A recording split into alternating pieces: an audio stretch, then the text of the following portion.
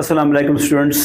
आज हम अपना आखिरी लेक्चर करने वाले हैं डायरेक्ट इंडायरेक्ट के मतलब। इस आखिरी लेक्चर का नाम है ऑप्टेटिव सेंटेंसेस, यानी वो फ़िक्रात जिसमें दुआ या जिसमें विश हो, यानी दुआ हो या बददुआ हो या कोई विश हो, इनको हम करने जा रहे हैं। आप जब देखेंगे तो इसको मुकम्मल क्लियर हो जाएगा। आज हम करने जा रहे हैं optative.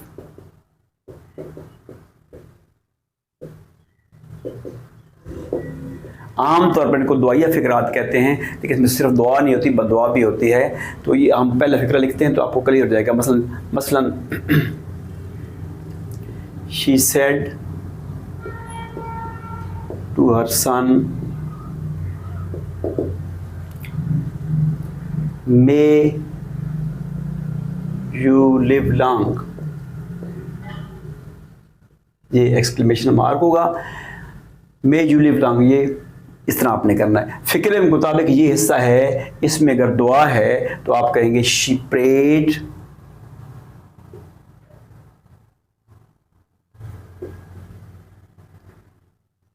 For her son. That लगाएंगे, दैट के बाद जैसे आप सवालिया को सादा में तब्दील करते थे, इस तरह ये जो फ़िक्रा है ऑप्टेटिव है, इसको हमने मे you live, you may live, you may live. ये सादा तरतीब में, ये सिंपल तरतीब में आपने बदलना ज़रूरी है। उसके बाद दैट, यू जाएगा किस तरफ जाएगा? बाहर के मफूल की तरफ। सन, हिम, दैट, ये यू फ़ाइली हालत में है, ये मफूल हालत में है, इसकी फ़ाइल देखिए। दैट ही, मे बदल जाएगा माइट लिव लॉन्ग। दोबारा सुन लें, ये तरतीब जो होती है ये ऑप्टेटिव तरतीब है। जैसे सवाली की तरतीब को हम सादा बनाते थे, इस तरतीब को भी हम ऑप्टेटिव से सिंपल फिक्र बदल देंगे, या तो आगे पीछे कर लेंगे। जरा सिर्फ ये करेंगे मे यू मे, फिर हम तब्दीली वैसे ही करनी है जैसे कि आपको बोर्ड को देखा हुआ था कि यहाँ पे सेकंड पर्सन में तब्दीली बाहर वाले के आखिरी लफ्ज़ के मुताबिक होती है। सन को हम क्या कहेंगे? He might live long.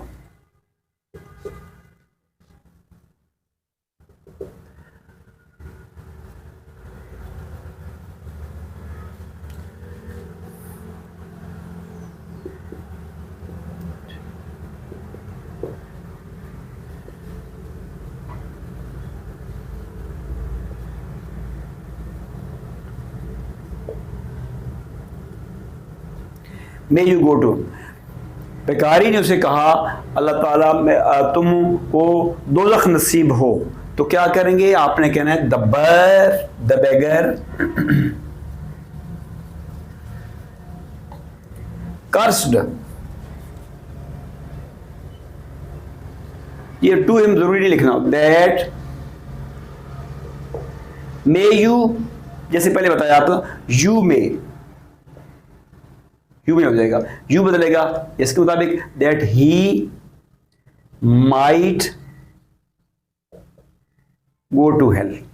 ये बददुआई फिक्र होगा। और एक दो फिक्रे और लिखते हैं, आपको क्लियर हो जाएगा।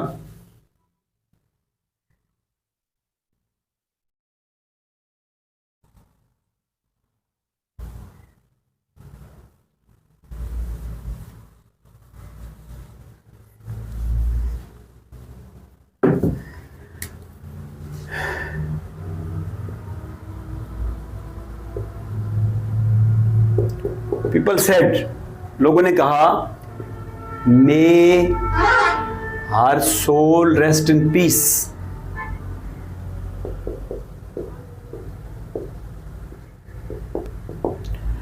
अल्लाह ताला उसके रूह को अमन अता करे या उसको जन्नत नसीब हो, उसको चैन मिले।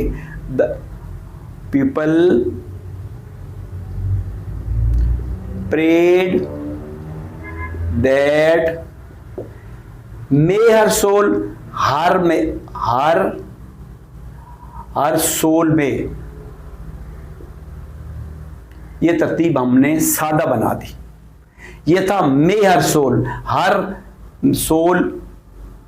सोल में हमने कर देना है, तरतीब सादा बनानी है। दैट हर थर्ड पर्सन है, थर्ड विल नहीं कहते, दैट हर सोल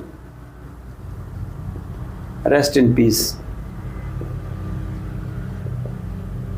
फिर ये जो एक्सक्लेमेशन का मार्क होता है ये सिर्फ डायरेक्ट में आता है, इनडायरेक्ट में फिर वो ख़त्म कर देंगे, ये मार्क है इसको ख़त्म कर देंगे। इसमें विश डाली जाती है, विश भी आ सकता है, अगर कोई फिक्रा विश वाला हो, विश वाले फिक्रा एक लिख सकते हैं।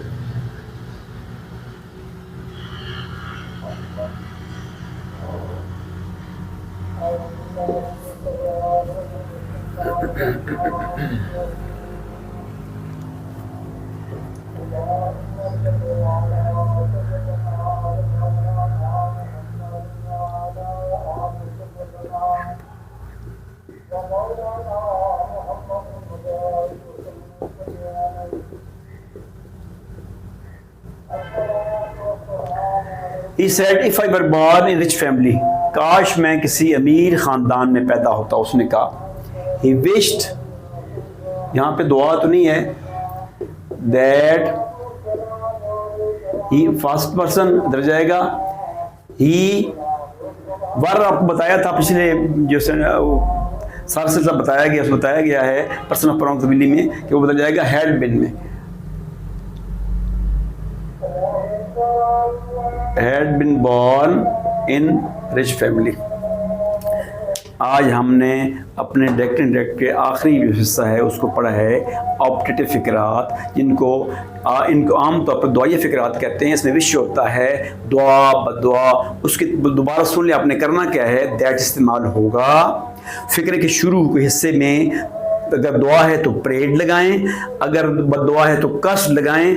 उसके बाद जो फ़िक्रा अंदर वाला है, रिपोर्टिंग स्पीच है, उसमें आपने ये करना है कि मे यू को यू में कर देना है, यानी जो फ़िक्रा है जो फ़िक्रा है ऑपरेटिव, उसकी तरतीब है, सेंटेंस है, उसको सिंपल सेंटेंस में तब्दील कर देंगे।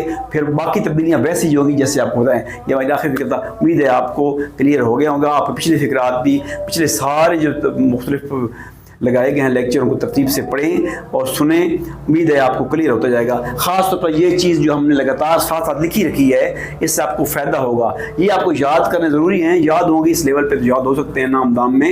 इनको तरतीब आपने समझ लेना है, फर्स्ट पर्सन कौन सा होता है, सेकंड पर्सन कौन होता है। मैं थोड़ा सा रिवाइज़ कर देता हूँ कि हमने डायरेक्ट इनडायरेक्ट पढ़ा। डायरेक्ट का मतलब ये होता है किसी की बात को हमने सुना, उसी बात को आगे हमने किसी को बताना है, किसी को रिपोर्ट करना है। थोड़ी तब्दीली तो लाजमी होगी ना, तब्दीली नहीं करेंगे तो फिक्र मूविंग हो जाएगा, गैर वाज़ हो जाएगा।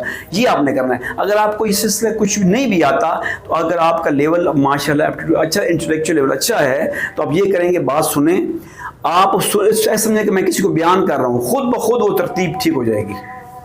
मसलन एक लड़का कहता है, सर मैं आज बारिश हो रही है, मैं सुनूंगा तो मैंने क्या कहूँगा, मैं किसी को बताऊंगा कि वो कह रहा था कि बारिश हो रही थी, ठीक है ना।